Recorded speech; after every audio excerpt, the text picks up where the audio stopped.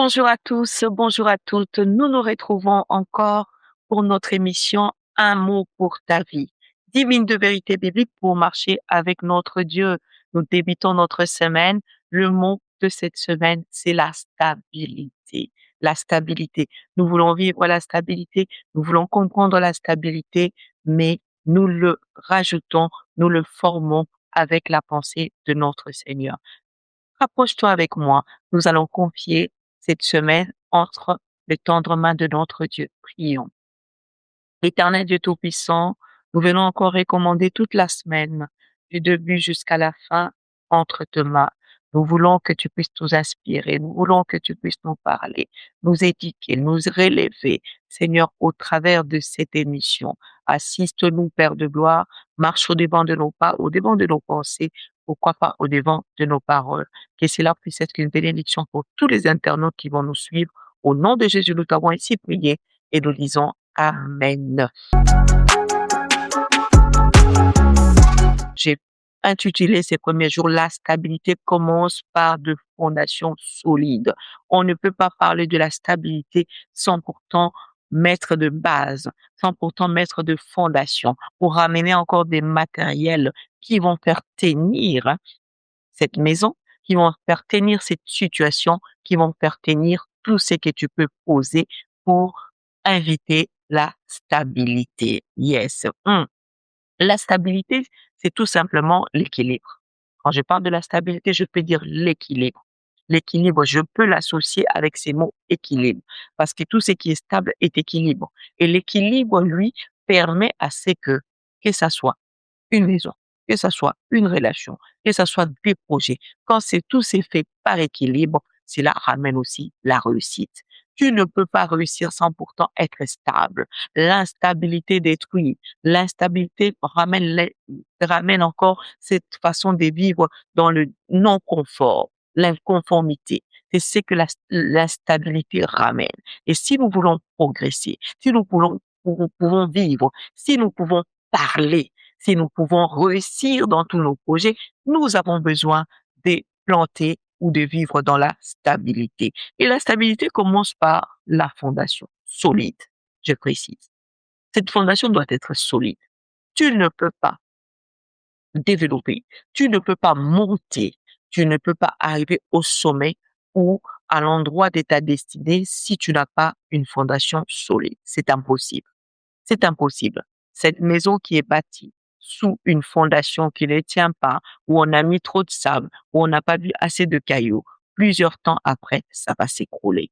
Plusieurs temps après, on ne reconnaîtra plus que c'était une belle maison. C'est pourquoi je t'invite à placer une fondation solide dans ta vie, mettre une fondation très solide.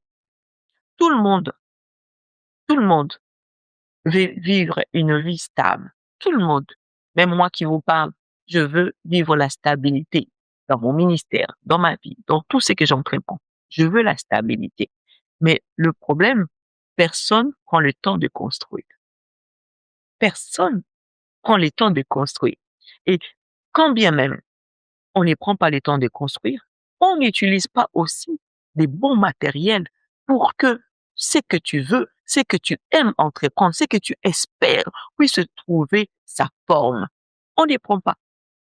On n'y prend pas. On va souvent chercher de matériaux à bas prix, pour ne pas trop dépenser. Pourtant, la stabilité demande des sacrifices. La stabilité demande des efforts. La stabilité demande la constance. La stabilité demande la persévérance. Et toutes ces choses-là ont un grand prix. Un grand prix pour pouvoir avoir cette fondation solide, ancrée dans tout ce que tu entreprends pour que ta construction puisse être bonne. Quand les tempêtes arrivent, ce ne sont pas les apparences. Ce ne sont pas les apparences, je répète, qui résistent, mais c'est la fondation. Ce n'est pas ce qui apparaît là, ce n'est pas ce qui est tout autour, mais c'est la fondation. Quand tu as une fondation bien solide, les tempêtes peuvent venir, les tempêtes peuvent souffler, les problèmes peuvent arriver, mais quand tu sais que ta base, tu es assis, tu demeures sur une bonne fondation, tu ne tomberas pas, tu ne tomberas pas, tu ne tomberas pas.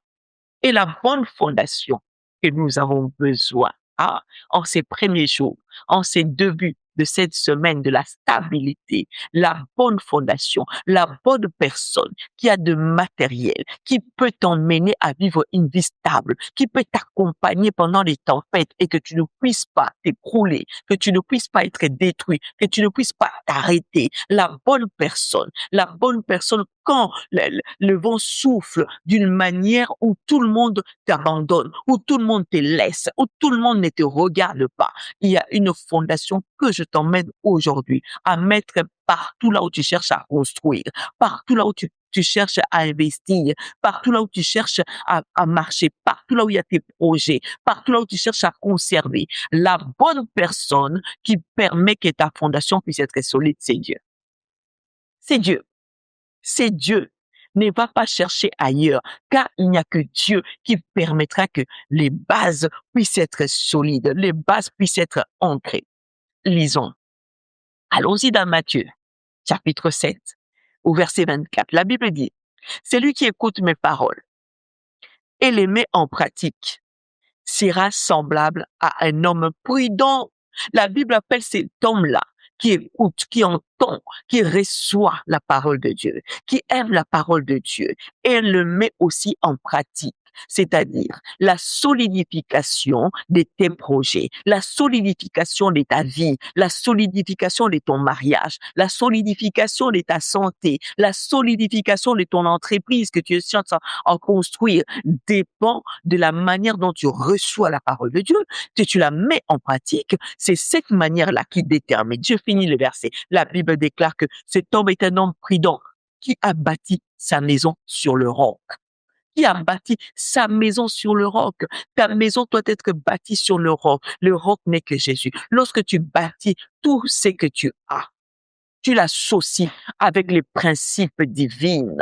Bien de fois, nous voulons bâtir sans Dieu.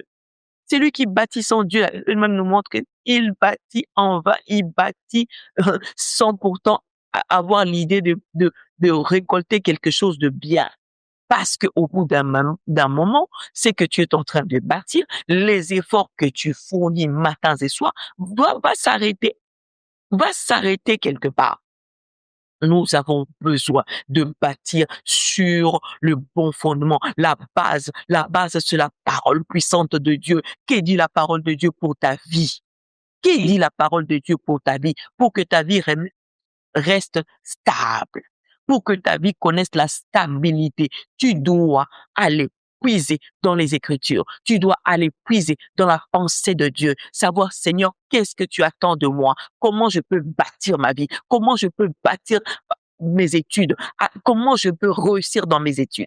Comment je peux réussir dans mon ministère? Il y a même des ministres de Dieu qui bâtissent selon leur propre intelligence, selon leur propre capacité. Oui, l'Éternel a mis ça en toi, mais il doit être ton associé. Le premier associé, j'ai même envie de dire, l'unique associé pour bien vivre la stabilité dans ton ministère. Tu veux bâtir dans l'éducation de tes enfants, tu mets Dieu à côté. Comment tu peux mettre Dieu à côté? Alors que lui, dans sa parole, il dit que cet homme-là qui écoute et qui met en pratique sera semblable à un homme prudent. J'aime la parole de Dieu. Il appelle de telles personnes qui comprennent que la stabilité de leur famille, la stabilité même de l'éducation que tu donnes à tes enfants, la stabilité même de ton couple, la stabilité de ton mariage dépend de notre Seigneur. Gloire à Jésus. Bien-aimé, je t'invite à comprendre que la stabilité est devant ta porte et cette semaine, tu vas changer les choses pour que tu continues à vivre dans la stabilité. Je m'arrête là pour aujourd'hui. Nous faisons que débuter notre semaine. Nous nous retrouvons demain. N'oubliez pas de partager cette vidéo, de vous abonner si c'est pas encore fait, de mettre des commentaires, des pouces pour la gloire de notre Seigneur. Une excellente journée ou soirée à tous.